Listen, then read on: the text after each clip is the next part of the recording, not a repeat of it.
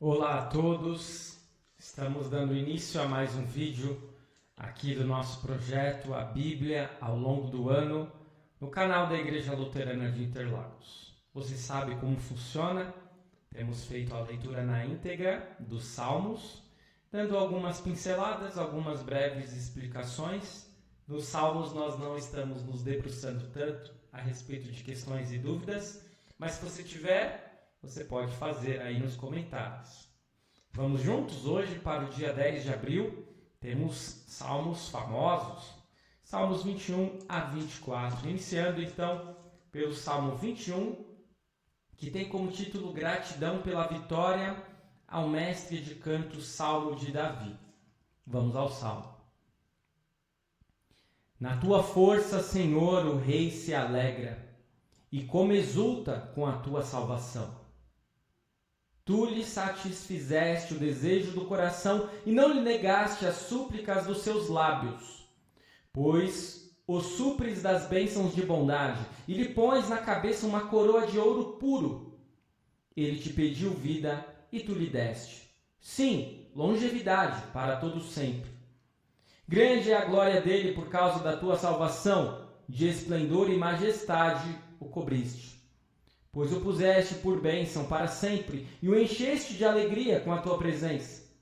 O rei confia no Senhor e pela misericórdia do Altíssimo jamais vacilará. A mão dele alcançará todos os seus inimigos, a sua mão direita apanhará os que o odeiam.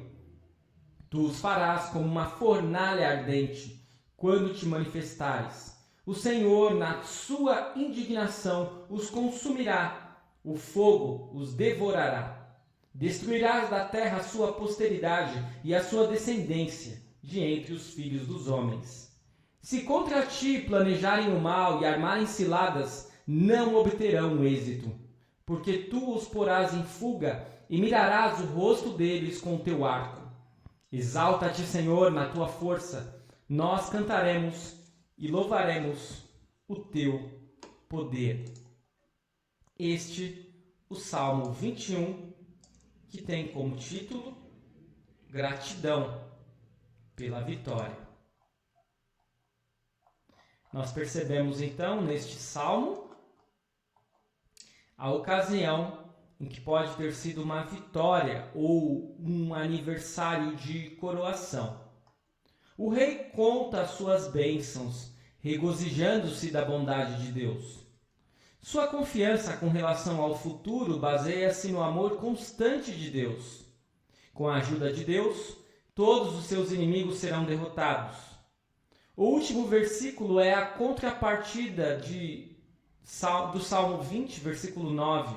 Só que desta vez o povo pede que Deus se exalte na sua força. Como aspecto teológico, este salmo não apenas dá graças a Deus pelo rei de Israel, como também encoraja o rei com as promessas das bênçãos do Senhor. Parte da nossa responsabilidade cristã, como este salmo e Paulo nos lembram, é oferecer ações de graças e petições em favor das nossas autoridades governamentais. Não fazer isto é um ato de ingratidão. As Escrituras testemunham do começo ao fim que Deus estabelece e usa os vários governos do mundo, não apenas para atender às necessidades terrenas do seu povo, como também para promover a propagação do Evangelho. E às vezes você pode estar pensando, mas como? Existem governos tão inescrupulosos, corruptos, ruins. Nós vamos orar por estes governos? Pois é, mas Deus, Ele está governando. Esses governos só existem porque Deus permite. E muitas vezes Deus se utiliza de governantes inescrupulosos para os seus propósitos. Por isso devemos sim continuar em oração pelos governos. Passando então para o Salmo 22, que tem como título Um grito de angústia e um salmo de louvor. Será o nosso maior salmo de hoje. E as palavras em hebraico que iniciam este salmo, traduzidas, dizem: ao mestre de canto, segundo a melodia corça da manhã, um salmo de Davi. Vamos ao salmo. Deus meu, por que me desamparaste? Por que se acham longe de minha salvação as palavras de meu gemido? Deus meu, clamo de dia e não me respondes, também de noite, porém não tenho sossego. Contudo, tu és santo, entronizado entre os louvores de Israel. Nossos pais confiaram em ti, e tu os livraste. A ti clamaram e escaparam. Confiaram em ti e não foram envergonhados. Mas eu sou verme e não um ser humano, afrontado pelos homens e desprezado pelo povo. Todos os que me veem zombam de mim, fazem caretas e balançam a cabeça, dizendo: confiou no Senhor? Ele que o livre. Salve-o, pois nele tem prazer. Contudo, tu és quem me fez nascer e me preservaste, estando eu ainda ao seio de minha mãe. A ti me entreguei desde o meu nascimento, desde o ventre de minha mãe. Tu és o meu Deus. Não te distancies de mim, porque a tribulação está próxima e não há quem me ajude. Muitos touros me cercam, fortes touros de Bazã me rodeiam. Contra mim abrem a boca, como faz o leão, que despedaça e ruge. Derramei-me como água e todos os meus ossos se desconjuntaram. Meu coração fez-se como cera, derreteu-se dentro de mim. Secou-se o meu vigor como um caco de barro, e a língua se me apega ao céu da boca. Assim me deitas no pó da morte. Cães me cercam, um bando de malfeitores me rodeia. Traspassaram-me as mãos e os pés. Posso contar todos os meus ossos. Os meus inimigos estão olhando para mim e me encarando. Repartem entre si as minhas roupas e sobre a minha túnica lançam sortes. Tu, porém, Senhor, não te afastes de mim. Força minha, apressa-te em me socorrer. Livra a minha alma da espada e das presas do cão, a minha vida. Salva-me da boca do leão e dos chifres dos búfalos. Sim, tu me respondes. A meus irmãos declararei o teu nome. No meio da congregação eu te louvarei. Louvem o Senhor, vocês que o temem. Glorifiquem-no, todos vocês, descendência de Jacó. Temam-no, todos vocês, posteridade de Israel. Porque não desprezou nem detestou a dor do aflito, nem ocultou dele o seu rosto, mas o ouviu, quando lhe gritou por socorro. De ti vem o meu louvor na grande congregação. Cumprirei os meus votos na presença dos que o temem. Os sofredores hão de comer e fartar-se. Louvarão o Senhor aqueles que o buscam. Que o coração de vocês viva para sempre. Os confins da terra se lembrarão do Senhor e a ele se converterão. Diante dele se prostrarão todas as famílias das nações. Pois o Senhor é o reino. É ele quem governa as nações. Todos os ricos da terra hão de comer e adorar, e todos os que descem ao pó se prostrarão diante dele, até aquele que não pode preservar a própria vida. A posteridade o servirá, e se falará do Senhor à geração vindoura. Virão e anunciarão a justiça dele. Ao povo que há de nascer, contarão que foi ele quem o fez. Este é o Salmo 22, um grito de angústia e um salmo de louvor.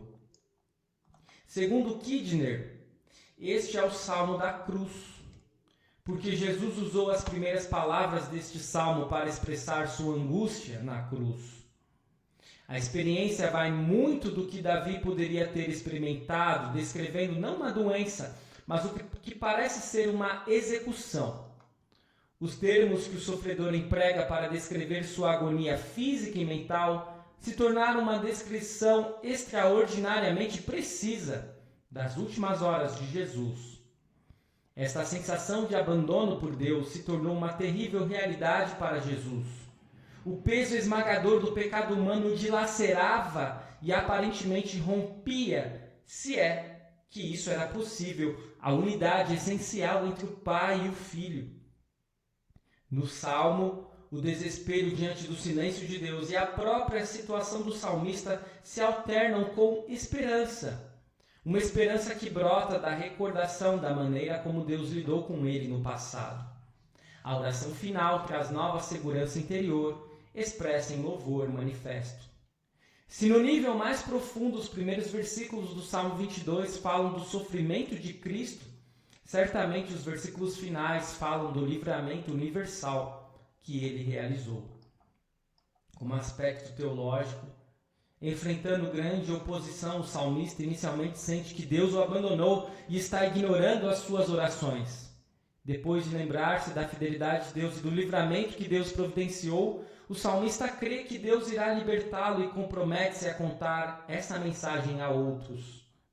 Nós também podemos nos sentir sozinhos e abandonados por Deus. E verdadeiramente merecemos ser abandonados por Ele por causa dos nossos pecados.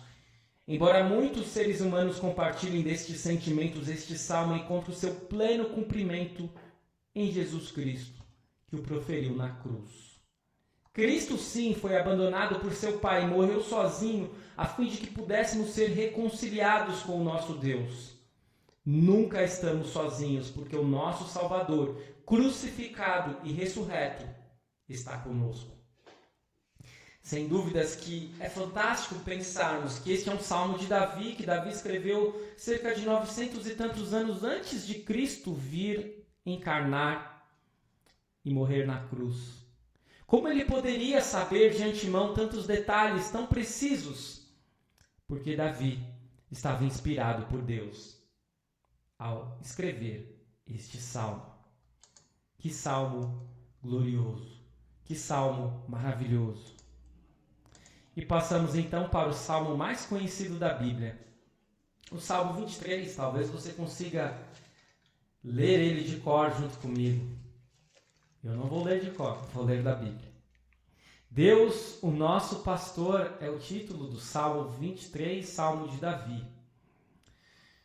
O Senhor é o meu pastor, nada me faltará.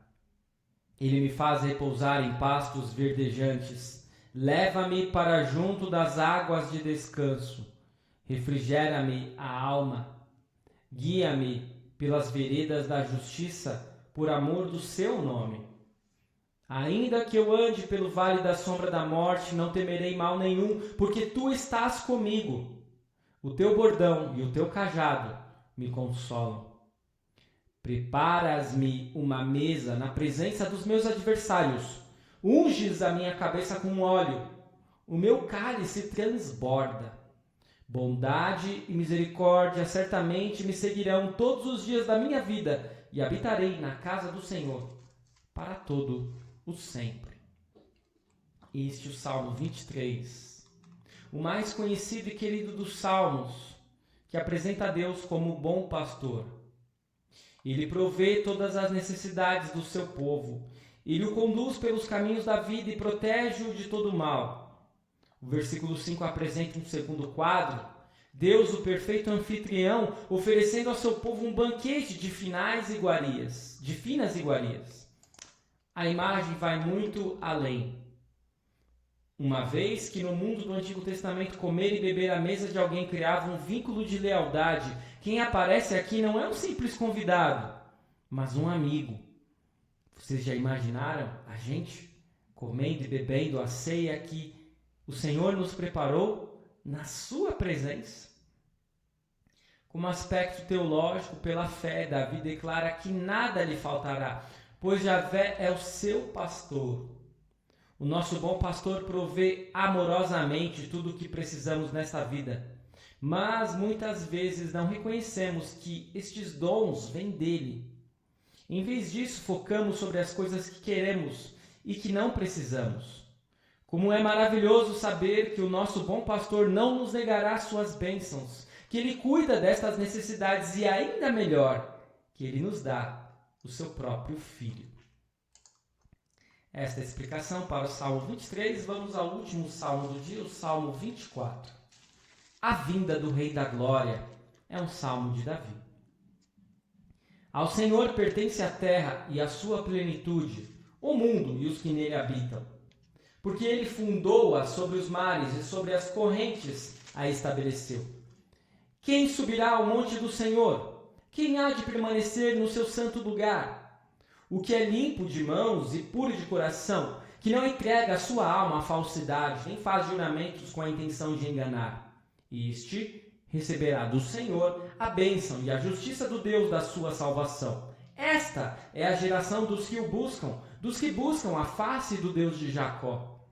Levantem as suas cabeças, ó portas, levantem-se, ó portais eternos, para que entre o Rei da Glória. Quem é o Rei da Glória? O Senhor, forte e poderoso, o Senhor, poderoso nas batalhas. Levantem as suas cabeças, ó portas, levantem-se, ó portais eternos, para que entre o Rei da Glória. Quem é esse Rei da Glória? O Senhor dos Exércitos. Ele é o Rei da Glória. Este é o Salmo 24, que tem como título A Vinda do Rei da Glória, um salmo de Davi. Este salmo é um hino processional, possivelmente escrito para a grande ocasião na vida de Davi, em que a arca foi trazida a Jerusalém. O mundo e tudo que nele existe pertencem a Deus. Quem então é digno de chegar até ele? E a resposta levaria ao desespero, se Deus não fosse o Deus de Jacó. Os versículos 7 a 10 mostram que a arca está diante dos portões. Abram os portões para que o próprio Deus entre e reine. Como aspecto teológico, aqueles que adoram ao Senhor necessitam ser limpos de mãos e puros de coração. Os seres humanos pecadores não estão preparados, nem são dignos de estar na presença de Deus ou adorá-lo. No entanto, Deus nos perdoa, nos cobre com a justiça de Cristo e nos capacita a adorá-lo. É por isso que o culto começa com a confissão dos pecados e a absolvição. Pela graça de Deus, nós adoramos com mãos limpas e corações puros. E assim nós finalizamos este estudo dos Salmos 21, 22, 23 e 24. No Salmo 21, nós vimos uma gratidão pela vitória que Deus conquistou ao salmista. O Salmo 22 é o conhecido Salmo da Cruz, um salmo emocionante e também esperançoso.